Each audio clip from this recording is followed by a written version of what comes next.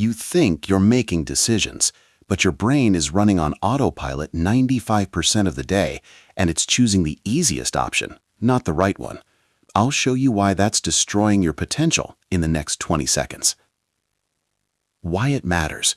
When your mind controls you instead of the other way around, every decision becomes reactive, every emotion becomes overwhelming, and your intelligence gets buried under noise. 1. Default mode. Your brain has a setting. It's called the default mode network. It activates when you're doing nothing, and it replays your worst memories, your biggest fears, your deepest insecurities on loop. Picture this. You're in the shower, relaxed, and suddenly you're replaying that conversation from 3 years ago where you said something embarrassing. That's not reflection. That's your brain hijacking your attention because you never taught it what to focus on. The fix? Give your mind a job. Morning pages, a mantra, a single question to return to when it wanders. But here's what most people miss about focus. 2. Attention residue. When you switch tasks, part of your brain stays behind. Psychologists call it attention residue. You're on your second task, but 30% of your mental energy is still stuck on the first one. You close Instagram to start working, but your mind is still scrolling, still chasing that dopamine hit, still fragmented. Your prefrontal cortex, the part that controls logic and willpower, gets exhausted trying to pull your focus back. The fix? One thing at a time, and give yourself 2 minutes of blank space between tasks to mentally reset. And that reset is critical because 3. Emotional contagion. Your emotions aren't yours. Studies show you absorb the emotional state of whoever you're around within 2 minutes. You spend lunch with someone who's bitter and complaining, and by the end of it, you feel drained and cynical, even if nothing bad happened to you. Your mirror neurons fire, your cortisol spikes, and your brain literally mimics their stress response.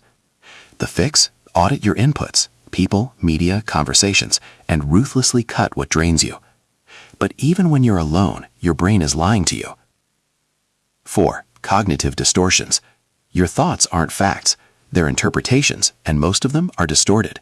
Someone doesn't text you back, and your brain immediately jumps to, "They hate me, I did something wrong." That's called catastrophizing, one of a dozen mental distortions your brain uses to keep you anxious and safe. The fix? Name the distortion when it happens. That's black and white thinking, or that's mind reading. Labeling it weakens its grip. And speaking of grip, 5. The Zeigarnik effect. Unfinished tasks haunt you. Your brain obsesses over what's incomplete. That's the Zeigarnik effect.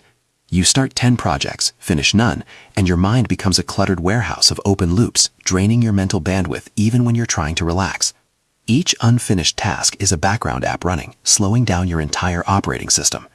The fix? Close one loop today. Finish something small. Give your brain the satisfaction of completion. But finishing things only works if you know what to start. 6. Decision fatigue. Every choice costs energy. Your willpower is a battery, and it drains with every decision: what to eat, what to wear, what to respond to. By midday, you're mentally exhausted, and that's when you scroll for an hour or pick the unhealthy option or snap at someone you care about. Studies show judges are more likely to deny parole later in the day, not because of the case, but because their decision-making energy is depleted. The fix? Audit your morning. Same breakfast, same routine, same clothes. Save your mental energy for what matters. And what matters is this. 7. Metacognition. Thinking about thinking. That's metacognition, the ability to observe your own thought patterns without getting swept away by them. You feel anxious, but instead of becoming the anxiety, you notice, "I'm feeling anxious right now." That tiny shift from "I am anxious" to "I'm experiencing anxiety" activates your prefrontal cortex and deactivates your amygdala. The fix? Practice labeling your emotions in real time, out loud if you have to. Because once you can see your thoughts, you can control them. Summary: your mind isn't the enemy. It's a tool, but only if you learn how to use it. Default mode, attention residue, emotional contagion, cognitive distortions, unfinished loops, decision fatigue, metacognition. 7 leverage points, 7 ways to stop being controlled and start being in control. The truth? Your brain is designed for survival, not success. And until you intervene, it'll keep choosing comfort over growth. Out loud if you have to. Because once you can see your thoughts, out if you have to. Because once you can see your thoughts,